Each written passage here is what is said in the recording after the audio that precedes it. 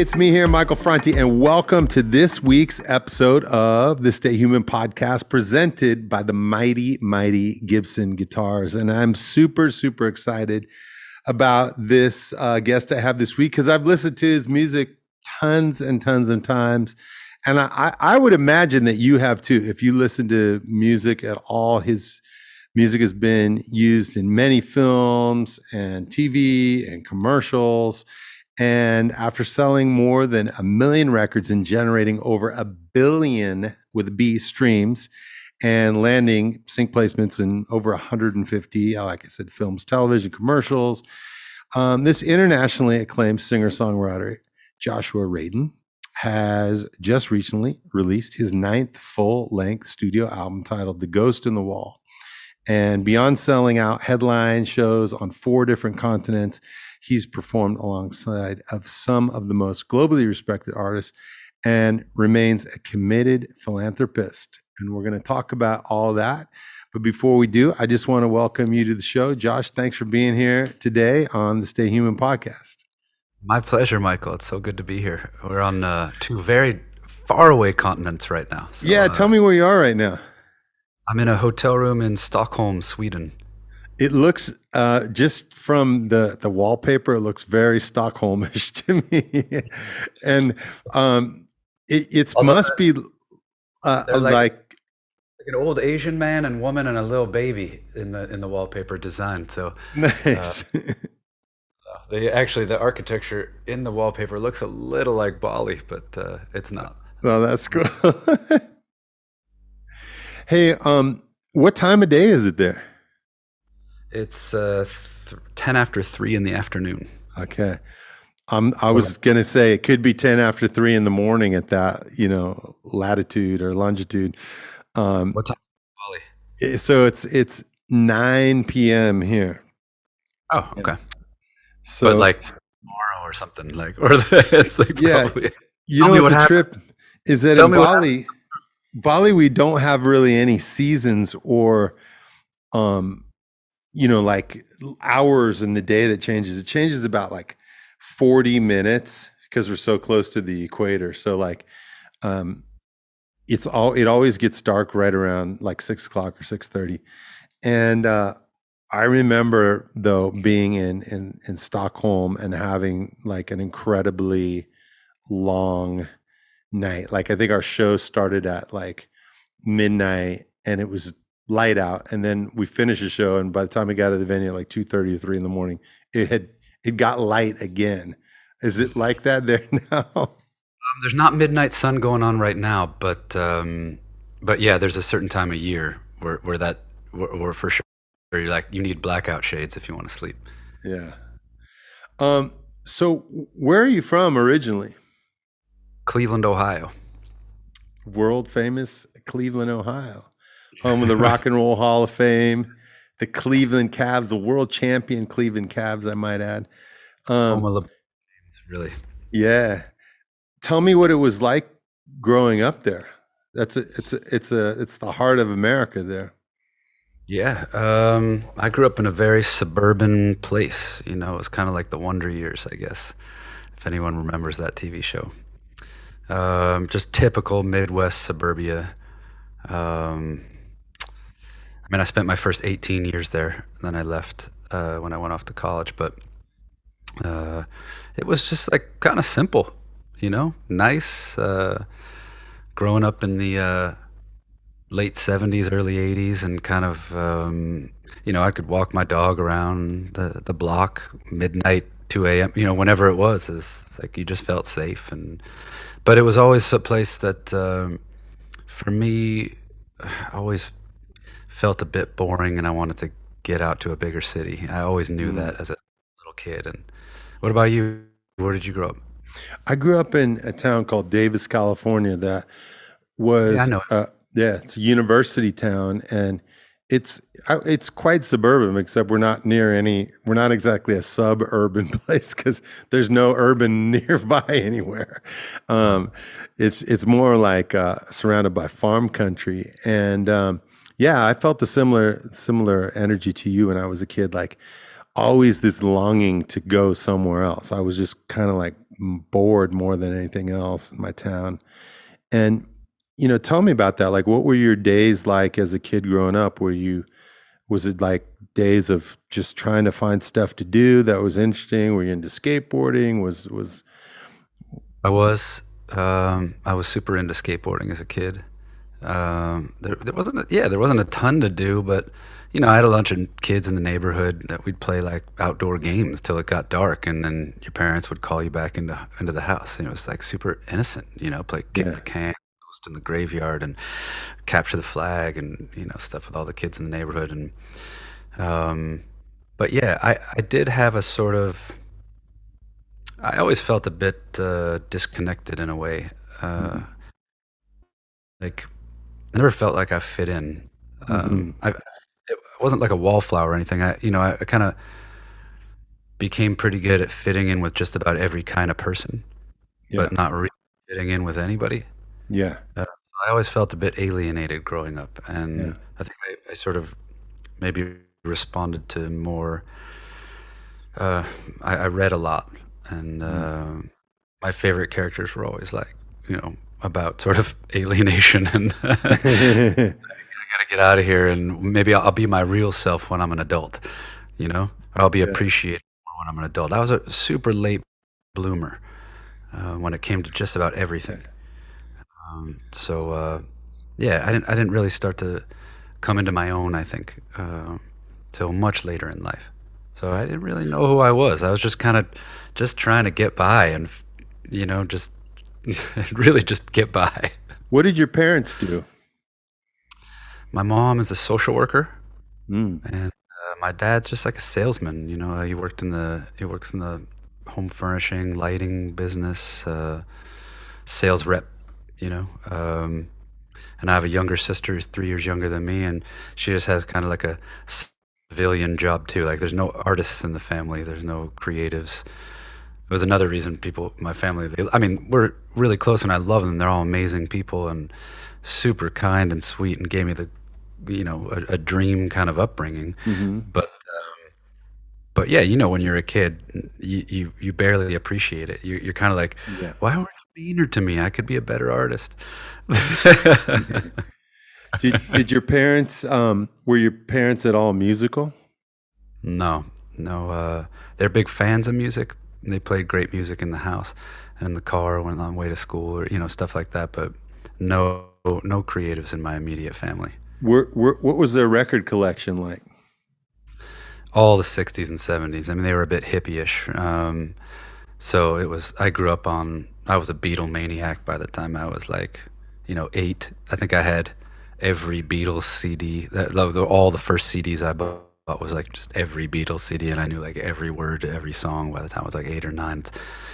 Stuff like that, and a lot of like singer-songwriters, like acoustic, Neil Young, Dylan, Joni Mitchell, Carole King, James Taylor, Cat Stevens, like that '60s and '70s vibe. But then in the car, it was all Motown and soul music. Mm. So my dad can't sing at all; is totally tone deaf. But my mom, she can carry a tune. She's not like a singer, but she's not totally off key when she sings in the car. And so it was basically like singing along to a lot of Aretha, Otis Redding, Wilson Pickett, Sam Cooke, Stevie Wonder. Yeah, like, yes, just great stuff. Like, I just grew up listening to great artists who were masters of their craft, I would say. Yeah. When you were a kid and you describing just that feeling, and I felt that way a lot too. Like, I kind of fit in this group and kind of fit in that group, and I could mingle between like jocks and kids smoking pot in the parking lot and kids in the band and the choir, and I acted in school plays, and I was like, I kind of like circulated through all of it, but I never felt like I was like one of those things, and it led me to spend a lot of time just in pensiveness and in thought, like and I feel like I'm still that way, for better and for worse. Like I loved to sit and think things through and like analyze things in my head and try to find solutions to whatever things are in my life, or even larger questions that are facing the world, or entrepreneurial or philanthropic things. But as a kid, I didn't see the I didn't appreciate the skills that I was developing at that time. It felt more just like I worried a lot, and so I wonder what that was like for you, because when I listen to your music, I hear just a lot of soul searching and a lot of just, intensity of feelings, and even the way that your records sound, which is the thing that I love about your records the most, is just the overall sound. It's like some artists I go to and I go, oh, that's a dope bass line. Some I go, oh, those are amazing lyrics or whatever. But for you, it's like the overall sound and the way that it makes me feel is really unique and really special. And that feeling that I get is that sort of like inwardness and that like that warmth of being with my own feelings and my own thoughts. And I'm wondering if, your life and the way that you grew up has informed that in your music today. That's a really nice thing to hear. So thank you so much. I think for sure I would have to say most definitely, because I feel like I've been trying to. Like I said, I was a late bloomer in everything. I'm still figuring it out. Sometimes I get frustrated and I'm like, I can't believe. The first line I ever wrote, the first song I ever wrote is I should know who I am by now. And that started my songwriting, for 17 years ago. I got a super late start. I didn't grow up playing music at all. I didn't grow up playing any instruments. I was about to turn 30 years old and I was living in New York, and I'd tried all these other artistic pursuits like seeking an audience and doing the starving artist thing for a long time. And music was one of those things where I got a guitar, I learned a few chords and learned a few, Dylan songs and 3-chord songs that I could maybe play. And I was like, well, I'm a writer. I'm going to try to write my own songs. And then it just became about searching within. And that's what it's always been about for me. I've never really known how to do it any other way. But yeah, I'm glad that comes through. I also, sorry. You feel like imposter syndrome. Oh, I was just going to say, do you feel like a musician? Because I don't, and I've done it for 30 something years, and I still feel like, man, I'm like you. Like I started off just writing poetry, and then I started performing that poetry out, but I wasn't doing it with music. And then I started doing music, but my first music was this very industrial punk band that we would just bang on pieces of metal and use grinders and spray sparks over the audience, Then I started using samplers, which to me is still cheating. It's like, I'm just sampling bits of sound or bits of records, and then drum machines, that's also cheating. It's like I did all this stuff and it just kind of like, I don't want to say fake it till you make it, but that's basically what it was. It was just like let's just take little bits of this here. And I do feel like I'm an artist, but I never felt like I was trained as a musician. And it wasn't until I'd already started making records for 15 years before I even picked up a guitar. And I feel like from then forward, I started writing music differently, with melody, with chords. But I'm still like a horrible guitar player. So yeah, I still don't feel like I'm a musician. Yeah, I don't consider myself really a guitar player. I use it to write songs, and I use it on stage more as a crutch because I don't have really the confidence to walk around with just a microphone and be like that guy. I need a guitar. I'm even just in this podcast, I need to be holding it. Just like I feel like if I'm without it, I'm like, who are you? I'm going to send you some Prince videos so you can learn to dance and play the guitar. Yeah, well, that guy was one of the greatest guitar players ever. I don't know. Yeah, like I said, I've had imposter syndrome the entire time I've been doing this. I fell into music. I had the craziest story. That anytime I've ever told the story to people in interviews or anything like that, they're just like looking at me, going, "What?" Like, tell me in more depth. So So you did you actually just go buy a guitar and sit down and start doing it, or Yeah, but not to become a musician. It was more of yeah. a meditative device. I was trying to be a screenwriter. Mm, And, it was so frustrating. I would, lose myself in a scene or something. I couldn't think about what some character was going to say next, what was going to happen, and I would pick up the guitar and like maybe just kind of learn a chord, hmm. like learn the D or something, and just strum, and get my mind out of it. And invariably, then I'd figure out what I wanted to say. Uh, and then very quickly, that little meditative hobby became the medium that sort of I don't know, maybe it sound weird, but the universe maybe Mm, wanted me to be working with rather than with a hmm. paintbrush. I grew up painting and drawing, and trying, like I said, trying all these creative pursuits and seeking an audience. And this is the first thing I ever tried where the audience came to me, where I just Mm, like fell into it. And so I felt a lot of guilt in the beginning because hmm. I met all these musicians right off the bat that had been doing this their whole lives, and I found some really early success with like the first song I ever wrote. I could barely play guitar. I didn't even want to perform in front of people. I was too shy. I never had any interest in the spotlight or being on stage, or I always wanted to be creative behind the scenes. Mm. And so I had to trial by fire, I guess, learn and W- learn by doing. Was your family aware of your whole struggling artist journey? Like, did you keep in touch with your folks and like, hey, I'm For trying sure. to do this songwriting thing or this script screenwriting thing, and I'm Oh working yeah, in a that's the question. restaurant, and like they Yeah, so they were wait, aware of it. And so I was when all of a sudden you said, "Hey, mom and dad, I'm going to be a musician now," that must have really thrilled them. well. That's the thing. It's I never said to them, "Yeah, I'm going to be a musician now." I just like the first song I ever wrote got put in a TV show, a demo of it, Okay. and so they paid me more than I had made selling my last screenplay, and so I called my parents. I was like, I'm moving out to LA. I met all these songwriters. They said I should come out here and play in this little, hole in the wall bar where they all hang out, and I'm just gonna watch them and learn.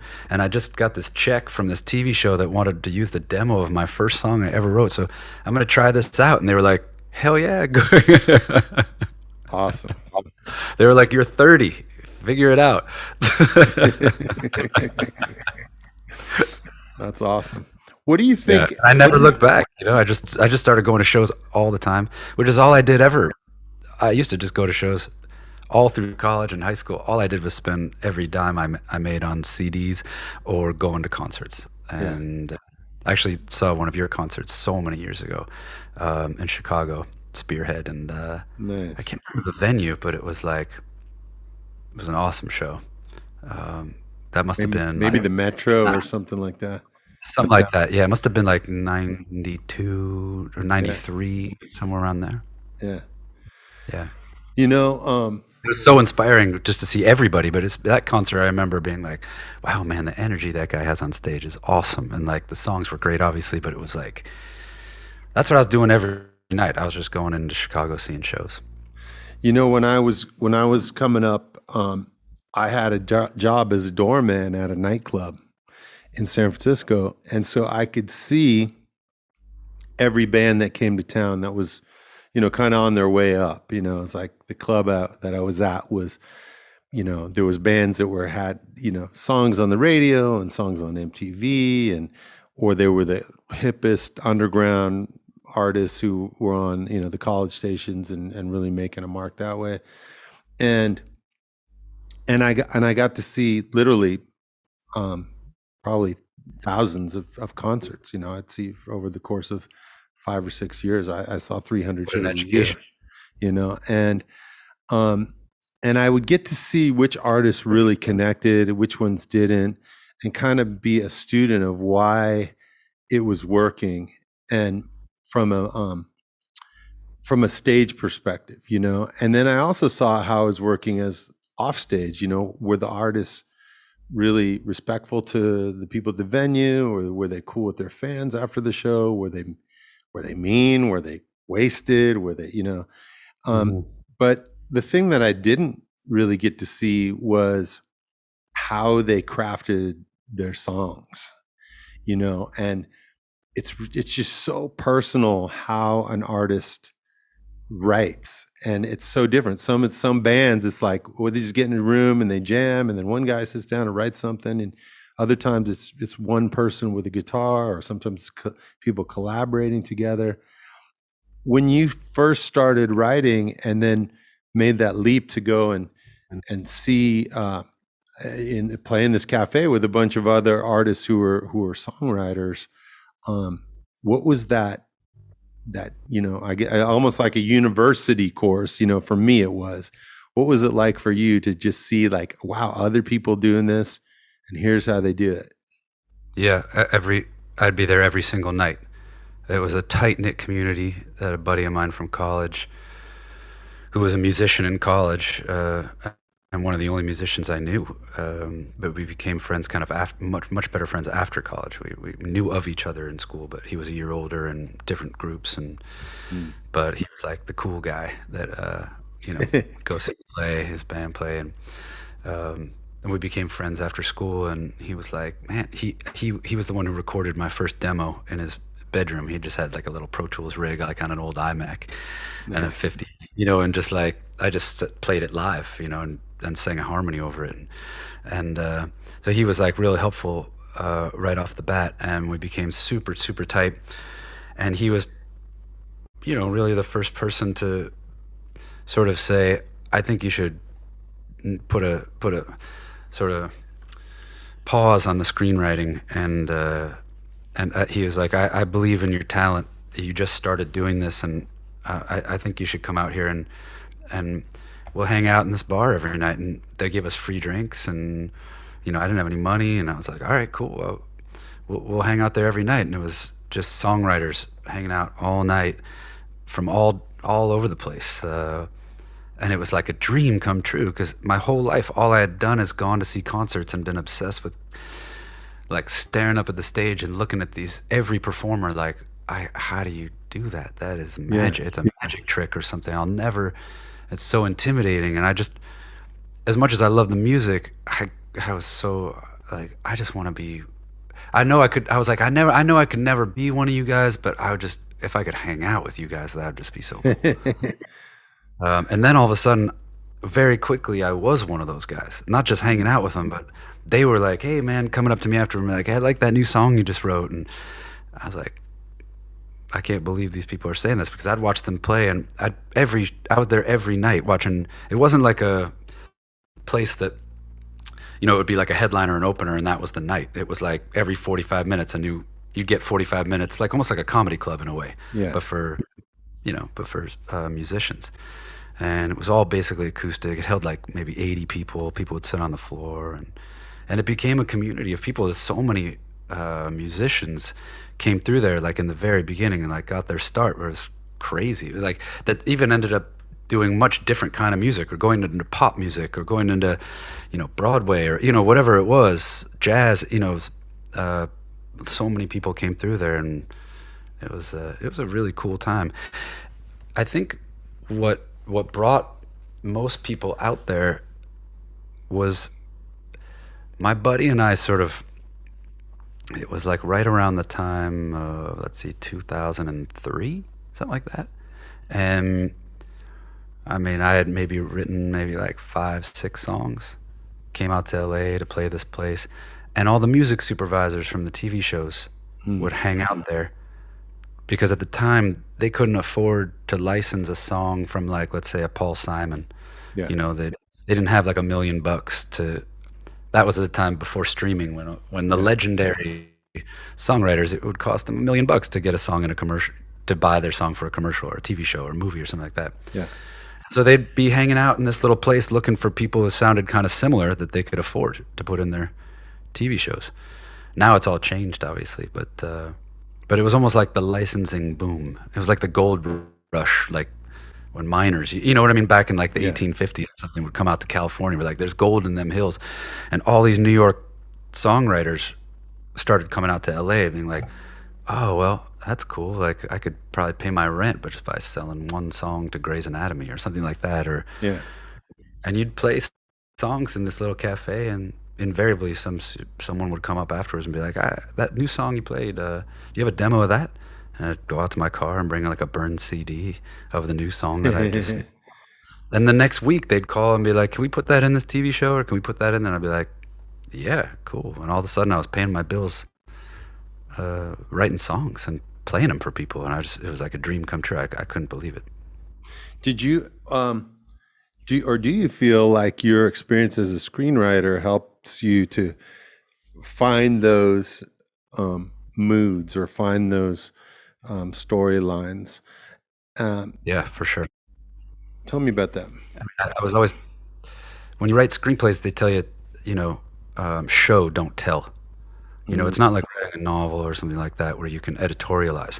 You want to there's dialogue and there's action in a screenplay, and so you never want to say like Ted feels bad.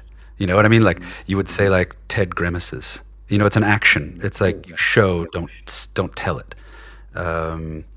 So I think I just started writing songs thinking visually, and growing up as a painter as well. So it's just the way my brain works. And a lot of times I would sit around and this wasn't a conscious thing. I didn't do it, on purpose, but I'd be sitting on the couch with a guitar, trying to write a song or something. And I'd have a movie going on the TV in front of me, but I'd have it on mute. And sometimes I would just be watching characters do stuff, and not really know what's going on, but just visually. And it almost like was a subconscious way of scoring that scene with a song.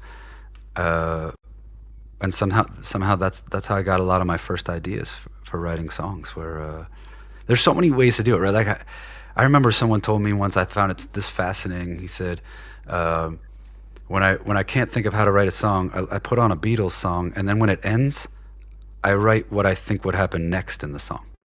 Oh, that's cool. Like, yeah, I was like, do you have like sort of things you've heard from people when you ever like ask, how do you write a song, and you've heard some answer, you're like, wow, I never thought about that. That's kind of cool. And you try. It didn't. The Beatles thing didn't work for me, but I just always was like, wow, that's it opens your brain in a different way. Do you have Sometimes I get that way. I'll be, especially if I'm trying to figure out new forms of flow, like rhythmic flow with the lyrics, or new melodies. Because I'm like I said, I'm not the most gifted. I don't know scales and all that stuff, so I can't just like make up stuff out of what I understand of music. It's a lot of times it comes out the same way, like, oh, that's really similar melody to that other song. So I'll go and I'll listen. Yeah.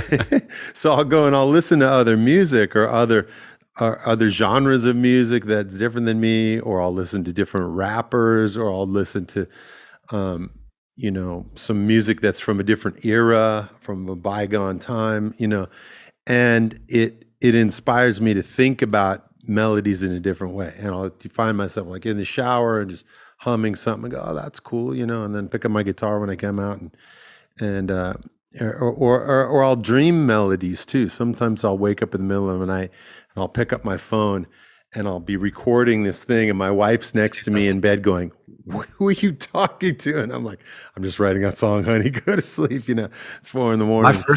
I do the same thing. And my first girlfriend, we met in school, and then I lived with her in New York for like 6 years. And it would drive her crazy that when we'd be walking through the city all the time, I would be humming and not know it. Yeah. Like always humming and have no idea I was humming. And she'd always be like, shut up. Like, clearly not the girl I was supposed to be with. So that ended. But and you're like, hang on, you just lost me $25,000 in sync. But she'd be, it's just sometimes melodies just come out of you and you don't know that. I've always tried to explain that to people, where I don't sit down and try to write a melody. I just have melodies floating through my head. I try to write lyrics, but like melodies are always just kind of like like a festering thing in my head that's got to come out. I got to sing it into my phone or pick up a guitar and figure the melody out, which chords, and then just hum it. And then I like sing like gibberish because there Yeah. aren't any words yet, like phonemes and Do something for me right now. Just hum a little melody and so so I folks would be can like, understand what you're talking about. Because I do it the same way. let's see, I would be like this.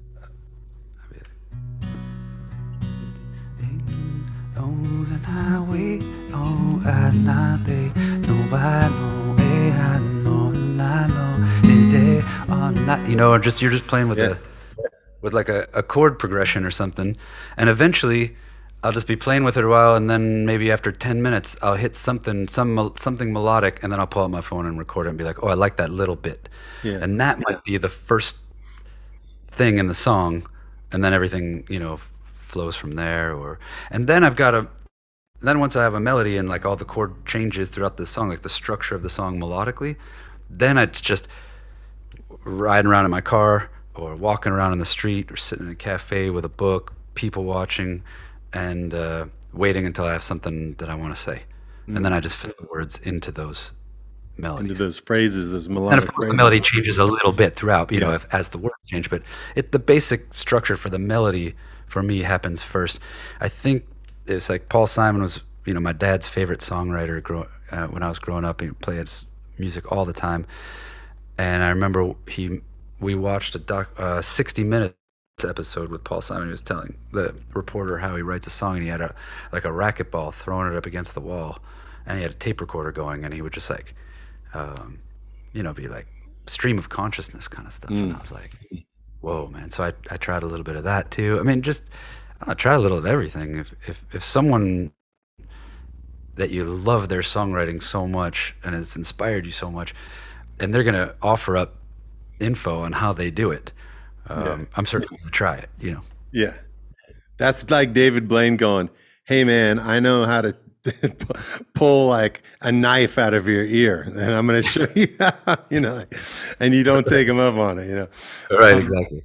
It's I write that same way, and then there's a lot of times where I feel like, well, it almost sounds like I said, some phrase, it almost said like I said drinking whiskey on the beach or something, but I didn't really say that. It was just kind of on the beach, and Yeah. and then that becomes like part of the song, like I guess I did say that, and it becomes part of it. And then there's times when I'll like a pianist, well, like I'll be in rehearsal, and my piano player will play the melody on some notes on the piano, and I'll be like, damn, that's kind of a interesting, complex melody. How did I think of that? Like where did that come from? Do you ever have that feeling like, man, where did this thing come from? Yeah, words I always know where they come from, but Yeah. melody I have no clue, man. I mean, Yeah. it's the most bizarre thing, isn't it? Like melody, especially when you don't grow up playing instruments, or you don't like. I can't read music. I can't. Yeah.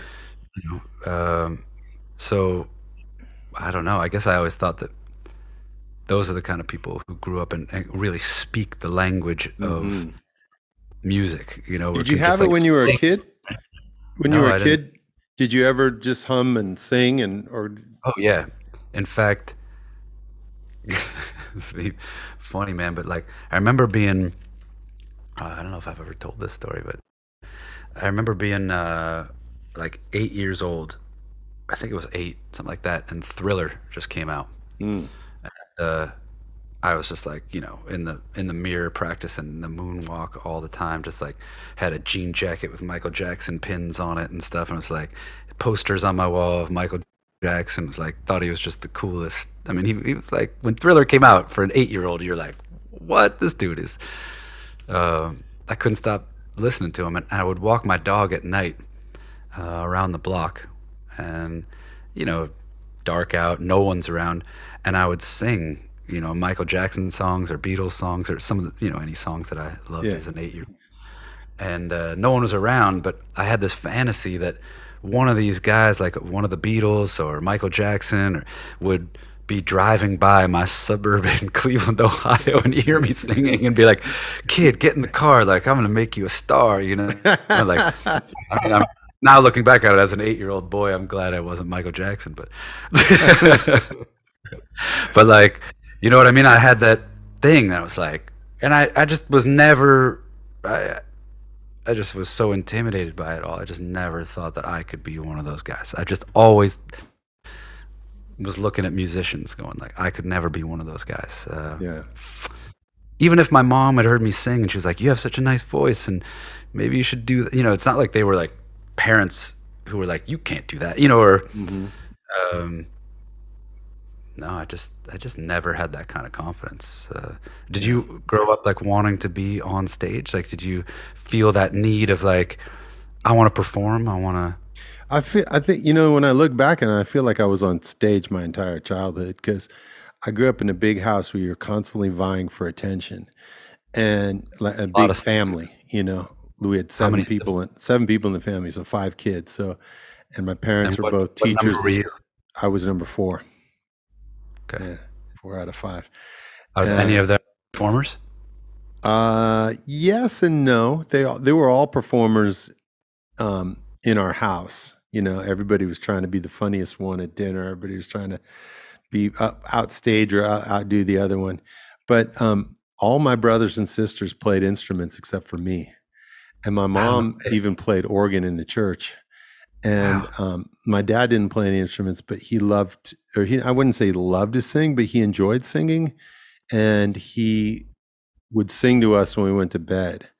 And I always loved it because my dad had this really deep baritone voice and he would sing these old traditional songs. And it was very moving, it was very like comforting as like, a dad to sing these songs to a child. And but I never thought of myself as ever being a musician. And because I had brothers and sisters and a mom who could play so well, it made it seem that much more mystifying to me. Like, I can't get my fingers to do these. And I tried. I took a piano lesson. I tried playing really? trombone one year. I tried, and it just nothing could ever seem to work for me. Are you the only professional musician of I'm the only 5? one. Yeah. Yeah. That is a crazy story, man. And I even had a Only brother who kid who doesn't studied. grow up.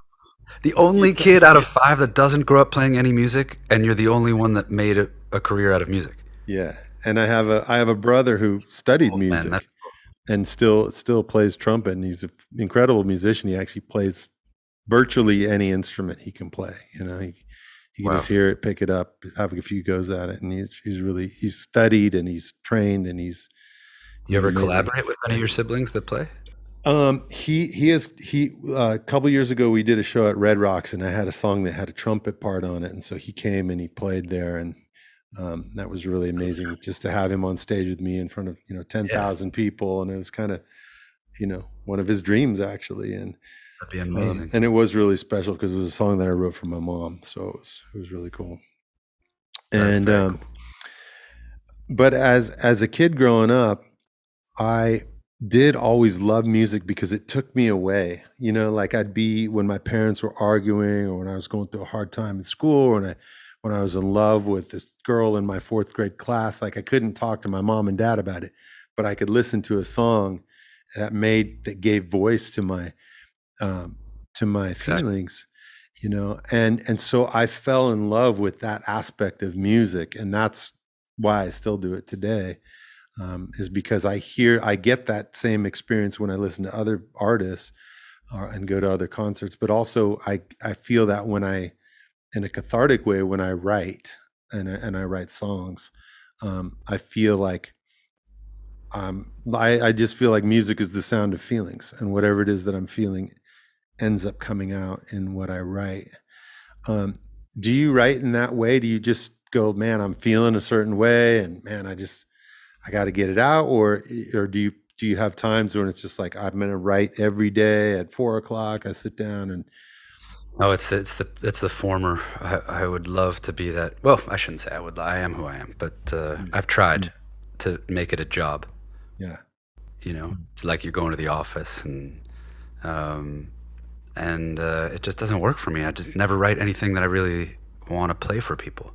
yeah, I just go through waves of not writing anything at all, just collecting experiences and writing things down in my phone. And I read a lot, so I underline a lot of things when I'm reading, and then I take a picture of, of the underlined passage, and I just have pictures and pictures and pictures of underlined passages in books that I'm reading, and then eventually, like it's like that, that I'm sure it's the same for you, but it's that. Well, shouldn't say it's the same, but it's the same for a lot of people that I've talked to that do this. It's like that cycle of, you write, record, tour, write, record, tour, and for me to write, I guess I have to like fill up the well, and then when I'm done writing the album, the well's empty, and I gotta go live life and fill it up again. And Yeah. for me, I usually write an album. I don't write like a bunch of songs and then I'll sit down. I won't write for a long time, and then I'll be like, it's usually like a question I want to answer about myself. They're like diary entries and journal. Like my songs are so personal that way, and I have such a tough time making myself vulnerable in my life that that's how I choose to do it is writing songs. Like I try to make myself as vulnerable as I possibly can when I write songs and play them in front of people, which I know is so weird when you say that out loud. It's like I can't make myself vulnerable to people I've known for 35 years, but I can make myself vulnerable and like bleed in front of people I've never met in my life. Or Yeah. it's like a weird thing, but maybe it just feels safer to me because I'm going to see them that night, and it's just one way. They applaud, and you go to another city or something. But this album, it's called The Ghost and the Wall. It's like the last album I wrote was called Here Right Now. I wanted to figure out how to be more present in my life. I was always just worrying about the future all the time. And so I went to Spain, and I sat on a beach by myself with a guitar, and until I was like, I'm gonna teach myself how to be more in the moment. And the whole album just came out of that. This album I wrote in lockdown in LA in my house. I live alone, and it got super lonely when I was like, all right, I'm gonna look within, and I'm gonna try to answer this question. So I've always had a terrible fear of intimacy, letting people in, whether it's romantic relationships, platonic, filial, parental. So I tried to figure out with this album, like, which came first? It was like a chicken or the egg kind of question. Which came first? Did I have walls up around myself? Was I born with walls up around myself, and that's why people in my life became ghosts, or did people in my life early on become ghosts and let me down and leave, and it fortified this wall? So that's what I kind of set out to try to figure out by writing this album. So that's what I do. I write. What do you write a bunch of songs and then figure out, okay, I've got a body of work, this is an album? Or do you kind of sit down and go, okay, I've got a album, like maybe it's from writing screenplays. I would think of like a song as a scene, and the album's like the whole story, and that's just how it works for me. But how does it work for you? I write on a regular basis. I don't have a schedule, but I pretty much get in my studio every day and I noodle with something. Sometimes just like, oh, I need a kick drum for the song, and I spend 2 hours looking for the right kick drum. But most of the time it's like I get an impulse to write a song, and I grab a few chords and I make a little rough track of a demo. And then it's kind of like, well, now I've got, 10 or 14 or 20 songs, and maybe I should put out a record, or there's a deadline already set. Like the record's got to be out June 6th because the tour's starting June 10th, Right. So if you do that, you have like, if you get 14, 15 songs and you're like, okay, this is a record. Yeah. Do you feel like sort of lyrically cohesive, the songs? Is it do. Like, oh no, this song came from here and this song came, I don't think No, I one do. is better I do. than the other. Obviously, it's Yeah, I do because I'm always writing about, it's not a literal subject maybe, but it's about a wavelength that I'm on. And like right now I've been writing a lot of songs about resilience, like how do we get through these really shitty and challenging times and still find light and still find hope? And then at the same time, how do we remain or keep our gratitude without feeling guilty? Like I'm grateful for this fact that we've had this 18 months to not do anything, and it allowed me to spend time with my wife and kid more than ever. And at the same time, my father died of COVID during this time. So, Man, I'm so sorry. It's like there's so many mixed emotions, and just when I feel like I'm feeling grateful, I'm reminded of some incredible sadness of somebody who's lost during this time, be it a job or a home or a family member. But the main thing is just, how do I keep the lights on in my heart? It's like to keep going during this time when I'm really most days down. I'm most of the days I'm like, what the fuck is going on out there? And how have we all become, crippled by this thing we can't even see, and how is it so politicized? How's it been so politicized? But why is it we're all human and there's a virus and let's do what we should all be fighting it together? That's the mind fuck for me. And I think I'm so sorry to hear about your dad. I mean, I don't know if we all have. I think there's so many people that don't have someone in their family or someone who's close to them that they lost because of this virus. So they don't know what to believe. They're like, who do I trust? Like, I lost a dear friend to COVID, and it was obviously not my father. I mean, but a dear friend, and he was 41 and healthy, didn't have any, and my friends and he was in like our pod of friends when the close friends, and that we would only hang out with when the world shut down. And it was like, his name was Nick. And so we always say, like, in the beginning, everyone's like, I would talk to people across the country and they'd say, it's just a flu, we're going out. And I'd be like, man, well, I don't know. I'm not a scientist. I'm going to trust the scientists. And so my friends and I were like, we got nicked. We were like, right in the very beginning, our buddy like died from this thing. So we got super terrified of it. And we're like, we're going to take this very seriously. I don't care what this news station says or this Facebook page or this Twitter page or whatever it is. It's like, I saw my friend die and he's younger and healthy.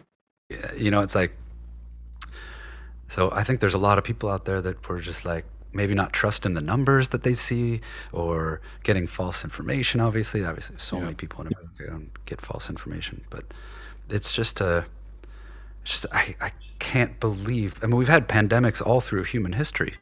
I mean, but it's odd. Like I kept thinking in 1918 when the Spanish flu came through, was it being politicized? Or, was there like one faction saying, nah, it's not really anything, and the other faction saying, nah, we should, quarantine or wear masks or get vaccinated? Or it just seems so insane out there every day. It just seems to get crazier and crazier. And it's like, do you feel that pressure as an artist and as a writer to just sort of make sense of it for people? Because I think, even though I don't know how to do that, because I'm more confused than I've ever been in my entire life.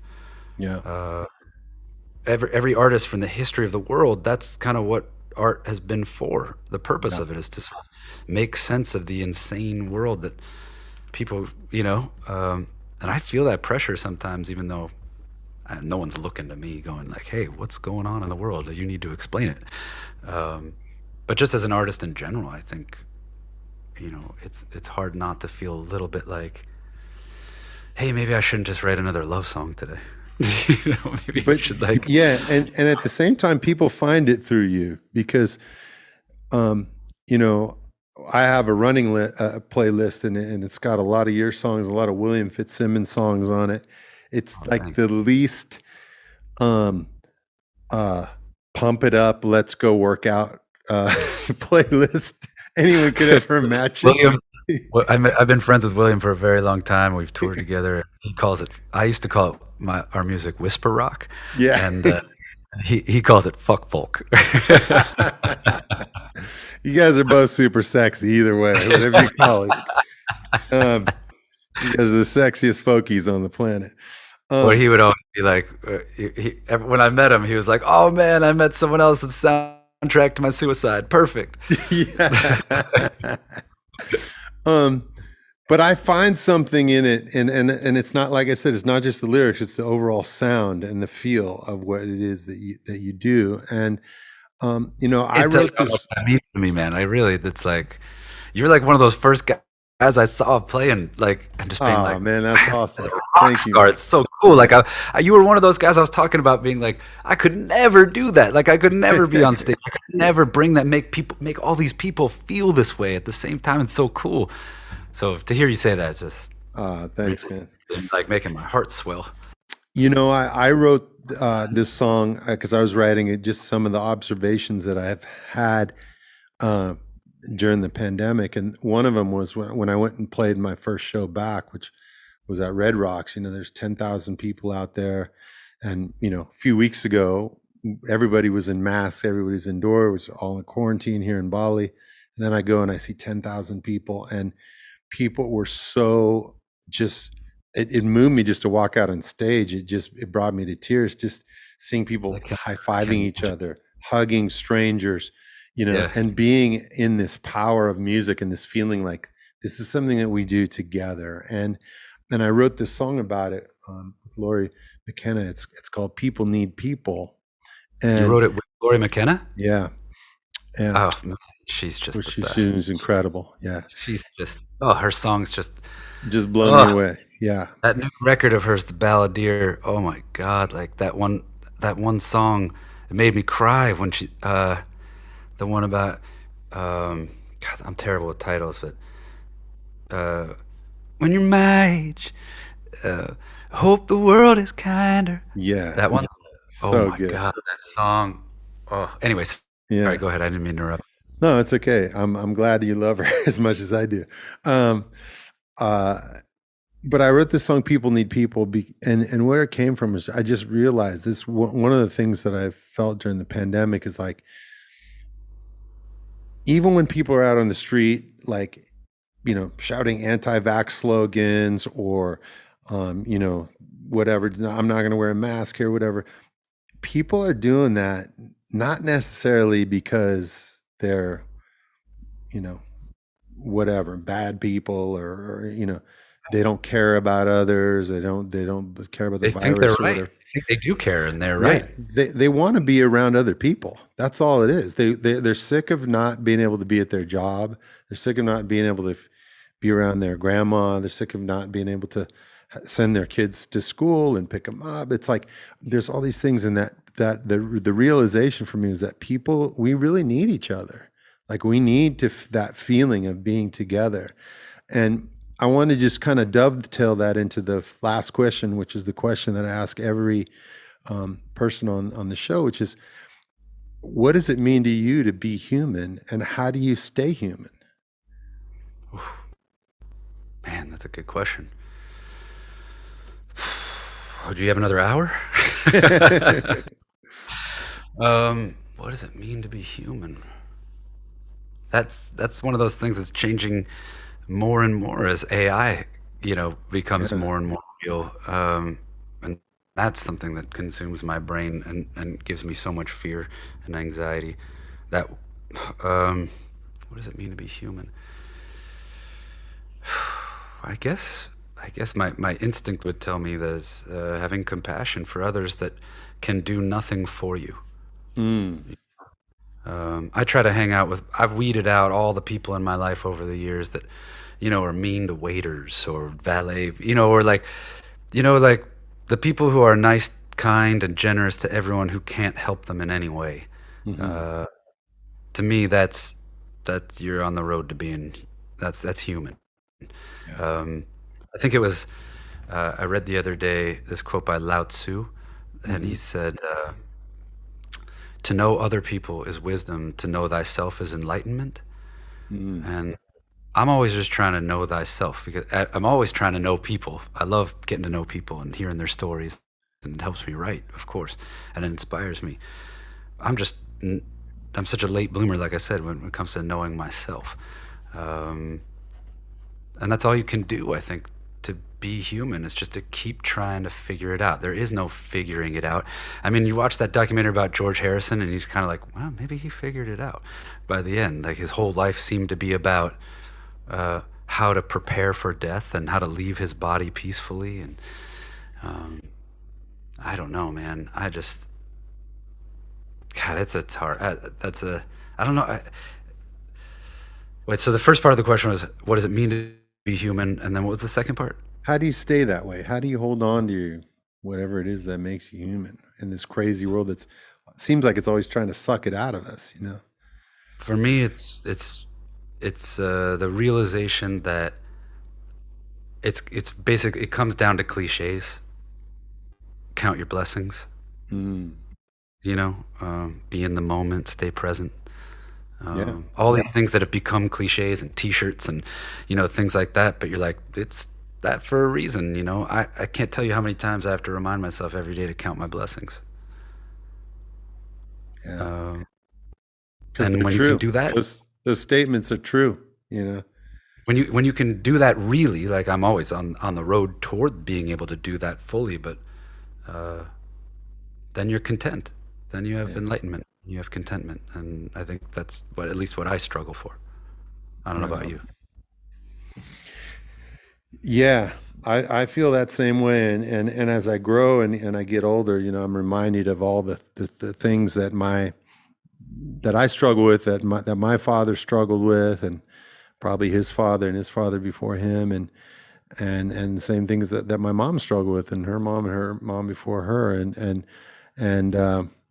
every generation, you know, every generation says, this generation's fucked up, you know, like, that's been happening since the beginning of time. I have to remind myself all that too, because I'm like, do I want to bring a child into this world, this crazy fucked up world that has Trump in it, and, like, you know, people like that, and fascists, but every generation has said the exact same thing, like, this new generation, you know. Yeah, it's a cycle, just the cycle. It's really true. Man, thanks for talking today. This has been really awesome and inspiring, and it's always great when you as well, man. You know, I know your music, and I just knew literally nothing about you until we talked today. So I feel just super inspired to go and do a deep dive again on more of your music, and I hope people who are listening right now, like, I guarantee you, if you watch any form of popular culture on any regular basis, you've heard Joshua's music. But go in now, just, you know, pop on his Spotify channel and just do a deep dive on his music, and I'm sure you'll find it a channel that you'll return to in the future. So, Joshua, thanks for being here. And how can folks keep up with what you're doing? Are you active on Instagram, Facebook, all those places? I try to be a little bit, you know, I try. I try not to, and I try. You know what I mean? It's a delicate balance to stay sane, I think. I'm with you right there, man. So follow him and find out where he's touring, and check out his new album, The Ghost in the Wall. And thank you so much. It's really been an honor. Thanks a lot, man. So as always, we want to say thank you to Gibson Guitars. Are you playing a Gibson guitar right there, by the way? J45. He's got a Gibson in his hand. Yeah. And thank you for Gibson Guitars for sponsoring this podcast. And we'll see you next week on the Stay Human podcast. Peace. Right on, brother.